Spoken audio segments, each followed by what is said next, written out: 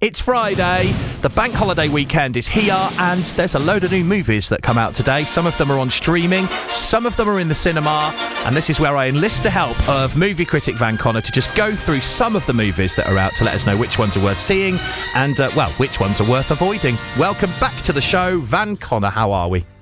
I am all good, Mr. Bull. My pleasure as always. And do you know what? It's never more my pleasure than when we actually get fun things to talk about. And we've got two this week that are both quite fun. I mean, one has issues, but, other than that. Yeah, it's nice to have some positive movies and some recommendations. So in a moment, we're going to talk about the new Thunderbolts movie, of course, starring Florence Pugh. A lot of people on tenterhooks waiting to hear what you say about that movie. But before that, let's look at the movie Cleaner. You know why I'm laughing? Because the synopsis just makes me laugh. It's just... Yeah, the synopsis is for a Jason Statham movie, isn't it? It's so clearly a Jason Statham plot synopsis. Yes, I mean, he's been a beekeeper and he's been a transporter. He's been a working man. Transporter. So this one's about a window cleaner, essentially, but it hasn't got Jason Statham in. Who has it got in it? It's got Daisy Ridley. Not the first person you would think of as an alternate Statham, but sure. Daisy Ridley, a.k.a. Rey from Star Wars, is an ex-army reject who has become a window cleaner in Canary Wharf. Specifically on the building that in reality BP occupy. Now, keep that under your hat for a minute. So it's a fictional oil company that basically gets die-harded one night during a prestigious cocktail party. A group of eco-terrorists do a die-hard at this oil company in Canary Wharf. The eco-terrorists may or may not resemble a certain activism group from the last half-decade, we'll say.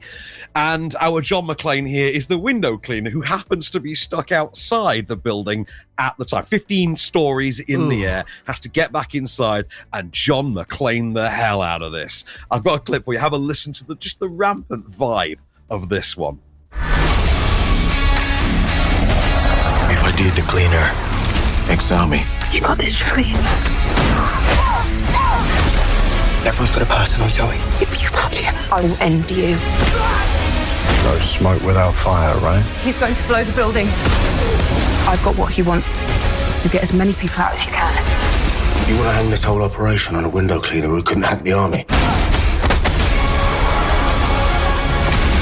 I was never there for you. This time I'm not going to let you down. To be fair, sounds a bit like Jason Statham on that last bit. Well, that's Clive Owen you can hear in there as well. Clive Owen is your sort of Hans Gruber of this one. Very obviously, they couldn't afford to pay Clive Owen his full rate because they use him quite sparingly. There's not a lot of him in the movie. Daisy Ridley doesn't get to do an awful lot on the charisma front, but she's got the action chops. She is delivering the neck snaps and the elbows and the knees to the groin kind of action that you expect from this. It's directed by Martin Campbell, who gave us GoldenEye, The Mask of Zorro, Vertical Limit, Casino Royale, top tier, big films kind of stuff.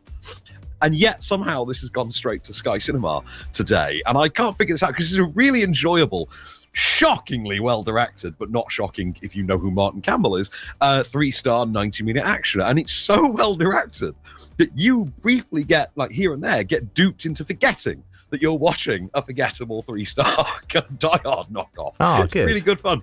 Well, if you want to watch it, Cleaner, the movie is on, as Van said, Sky Cinema now. So if you already subscribe to that, you can watch it tonight for free from the comfort of your very own sofa.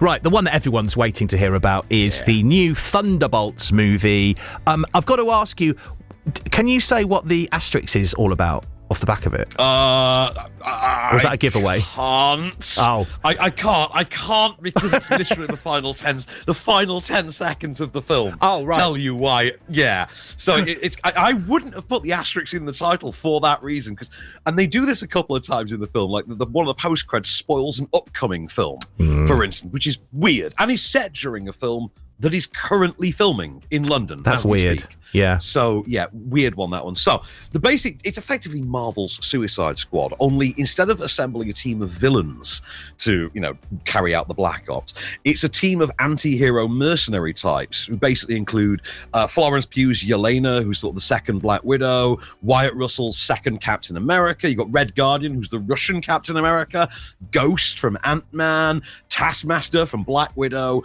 and of course, Bucky Barnes, former Winter Soldier and Cap's best friend. And they are the mercenaries who find themselves locked in a vault by their separate employer and sentenced to die, effectively, unless they can team up, break out, get back to civilization, and put a stop to their employer's evil plans.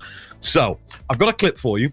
This is from the journey of getting to their employer. This is the road trip element.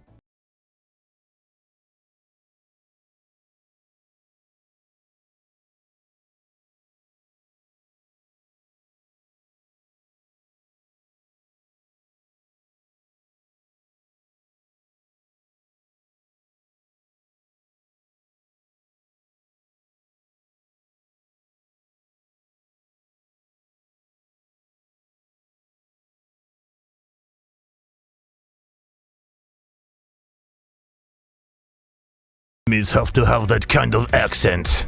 Yeah, he's proper Yakov Smirnov, isn't he? In Soviet Russia, car drives you. Like, he's very much doing that. You're right, yeah. And to be fair, David Harbour steals the movie because he's hilarious as this character. Like, this is the second time we've seen this character in live action. He has been in the What If series. David Harbour did voice him for the What If series, which was animated, but this is the second time in live action, I think.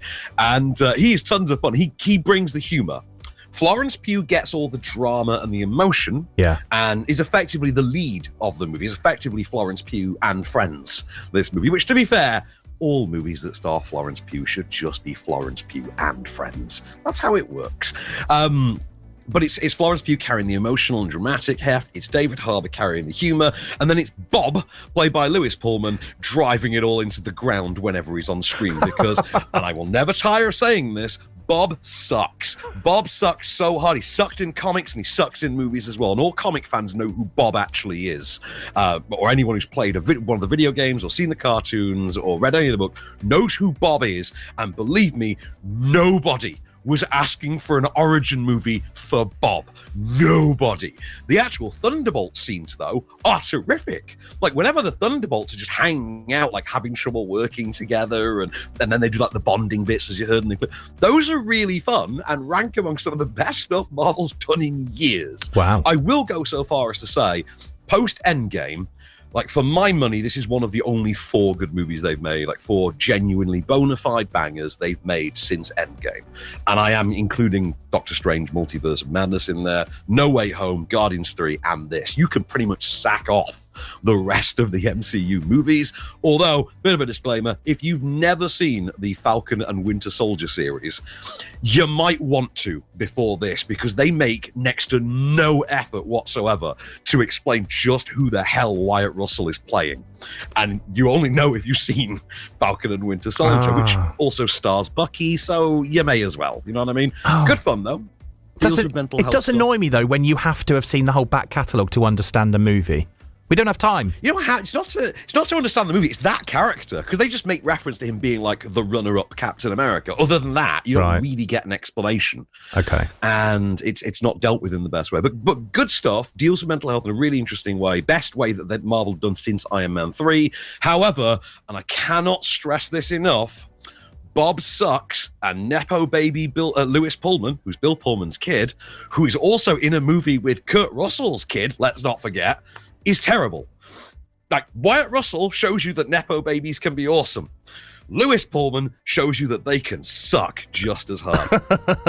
Well, if you want to make your mind up and go and see Oxfordshire's Florence Pugh in Thunderbolts and all the others as well, you can see it this weekend see her. at Curzon, View Cinemas in Oxford, Cineworld Whitney and Didcot, View in Bicester, Regal Picture House in Henley, and The Light in Banbury as well. I was actually chatting to Sophie from The Breakfast Show this morning about Florence Pugh. Did you know this story, that she was at an event at some point and a fan gave her a gift? She opened it and it was a gift of a huge chunk chunk of cheese. She just opened it and took a massive bite out of it in front of everyone. She did. I love saw that. the clip yesterday. Saw it on TikTok, and I'll tell you something. She just cannot get more perfect, can she? No, she can't. She's wonderful. Yeah. We all love her. Yeah. Right. So next week, anything big to look forward to? What are we going to look at? Actually, we've got a relatively quiet week next week in which we're going to have a new Nicolas Cage movie dropping. One I've been looking forward to for a long time. Yes. Called The Surfer. The poster literally says Nicolas Cage is the surfer, which, again, kind of sounds like a Jason Statham actor. It does. I love Nicolas Cage movies, though, so I'm looking forward to finding out what you think to that. In the meantime, have a lovely weekend. We'll catch you next week, Van. Thank you very much. Till the next time, good sir.